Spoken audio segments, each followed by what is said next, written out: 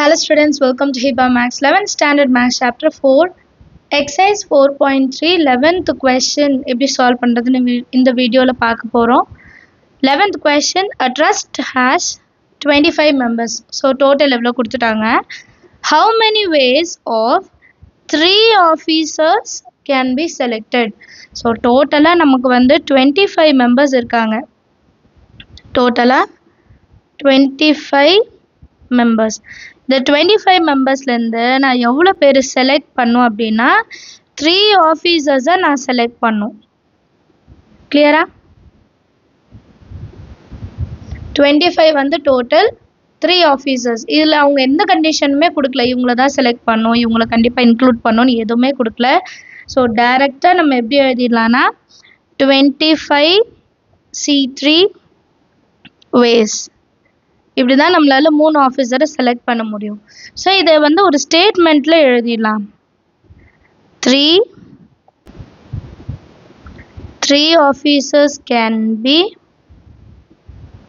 selected from 25 members in total. First எழுதிட்டு நமக்கு எவ்வளோ கண்டுபிடிக்கணுமோ அதை கீழே எழுதிடணும்.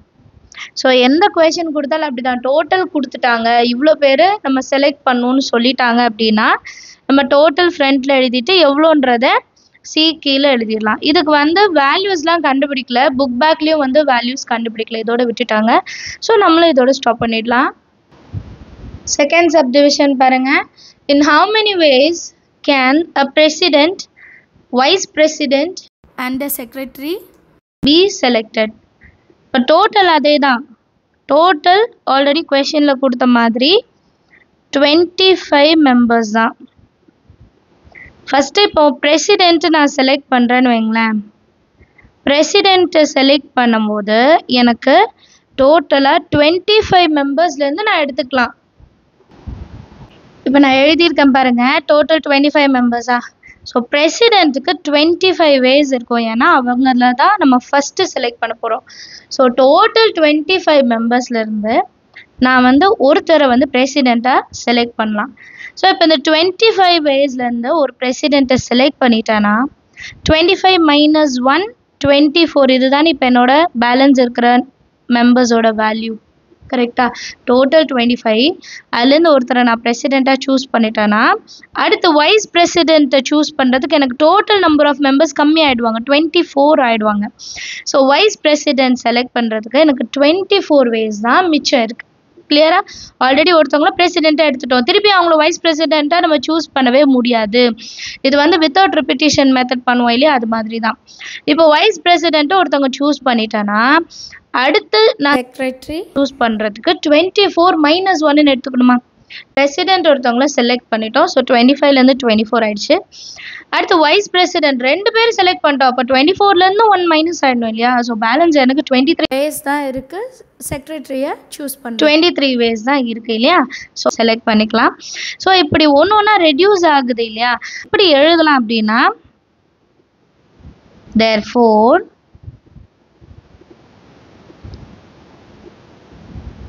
total number of ways of selection. இப்போ இதில் நம்ம வந்து சி எடுத்துக்க கூடாது, 25 P3ன்னு எடுத்துக்கணும். பிகாஸ் ஒரு வேல்யூ அடுத்தடுத்த ஸ்டெப்பில் மைனஸ் ஆகிட்டே வருது, டோட்டல் வந்து கான்ஸ்டண்ட்டாக இல்லை இல்லையா. ஸோ அதனால 25 P3 வேஸை நம்ம முடிக்கிறோம். அண்டர்ஸ்டாண்ட் ஆஃப் த சம் எல்லாருக்குமே. அடுத்த கொஸ்டின் 12th கொஸ்டின் பார்க்கலாம். How many ways a committee of 6 persons from 10 persons? அப்போ டோட்டல் வந்து 10%. இந்த டோட்டல் 10%லேருந்து நான் 6 பர்சனை செலக்ட் பண்ணும். Can be chosen along with their person and a secretary. So இதில் சேர் பர்சனும் இருக்காங்க, இவங்க 2 பேர் அப்போ ஆல்ரெடி இருக்கணும். 6 பேரில் 2 பேர் ஆல்ரெடி செலக்ட் பண்ணி இருக்கணும், அதில் வந்து ஆப்ஷனே கிடையாது. அப்போ பேலன்ஸ் நம்ம வந்து 4 மெம்பர்ஸ் தானே செலக்ட் பண்ண போகிறோம், அதுதான் இந்த சம்மு. ஸோ அதுதான் நம்ம இங்கே சால்வ் பண்ண போகிறோம். ஸோ இப்போ டோட்டல் எவ்வளோன்னு எழுதிக்கலாம். டோட்டல் வந்து 10%. நம்ம கமிட்டியில் வந்து ஒரு சேர் பர்சனும் ஒரு செக்ரட்டரியும் இருக்கணும்.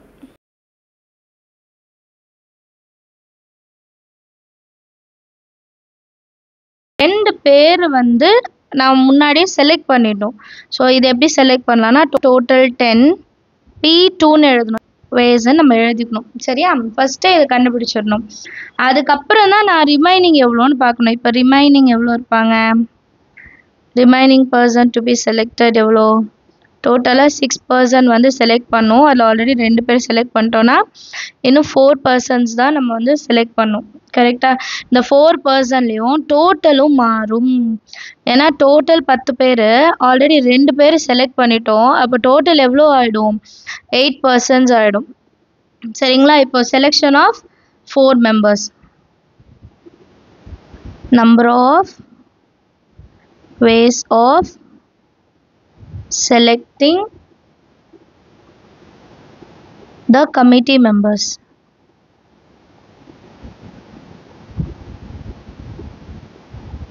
இது எப்படி எழுதுவோம்? டோட்டல் வந்து இப்போ 8 இருக்கு. சி 4 மெம்பர்ஸ் நான் வந்து செலக்ட் பண்ணும். இப்போ இதுக்கு நம்ம வேல்யூ கண்டுபிடிக்கணும் இல்லையா? That is equal to 10P2 into 8C4. Calculation பண்ணலாம். ஃபஸ்ட்டு 10P2 அப்புறம் 8C4 இல்லையா? ஸோ 10P2 வந்து 10 இன்ட்டு 9. இப்போ 8C4னா 8 into 7 into 6 into 5 divided by 1 into 2 into 3 into 4. இப்போ இதை சால்வ் பண்ணோன்னா 2 4s are 8, 3 2s are 6, 10 into 9 7s are 63 into 2 5s are 10. 63 அப்படியே எழுதிட்டு 2 0 எழுதிக்கலாம். சரியா? ஸோ 6300 ways இருக்குது நமக்கு வந்து கமிட்டி மெம்பர்ஸை கண்டுபிடிக்கிறது செலக்ட் பண்ணுறதுக்காக. Understand of the sum. எல்லாருக்கும் ஏதாவது டவுட் இருந்தால் மறக்காமல் கமெண்ட் செஷனில் கேளுங்க.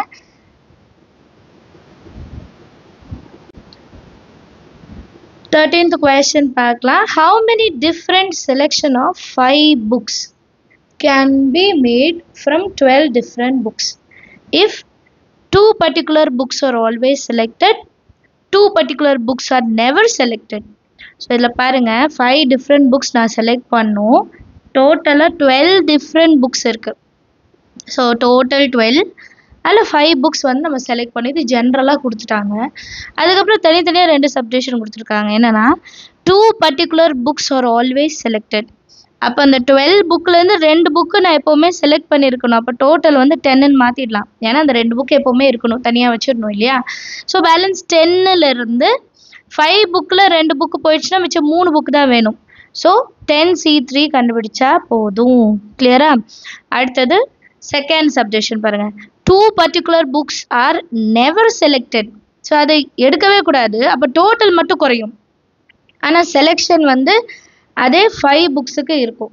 கிளியராக இருக்கா? இதை இப்போ சால்வ் பண்ணலாம். சொல்யூஷனில் first 2 particular books are always selected.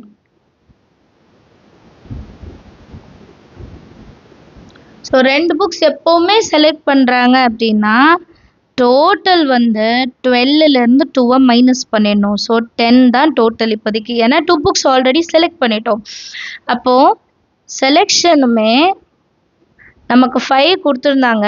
ஆனால் 5லேருந்து 2 புக்ஸை நான் எடுத்துட்டேன்னா எனக்கு 3 தான் தேவைப்படுது. இப்போ இதை எப்படி எழுதலாம்? 10C3 ways எழுதலாமா? இப்போ இதை சால்வ் பண்ணலாம். 10 into 9 into 8 divided by 3 into 2 into 1. 2 4s are 3 3s are 3 4s are 12. 12 into 10 120 ways. Understand ஆகுதா எப்படி எடுக்கிறோன்ட்டு? ஆல்ரெடி 2 புக்கு எடுத்துட்டாங்க. அதனால 12லேருந்து 2 மைனஸ் பண்ணி 10.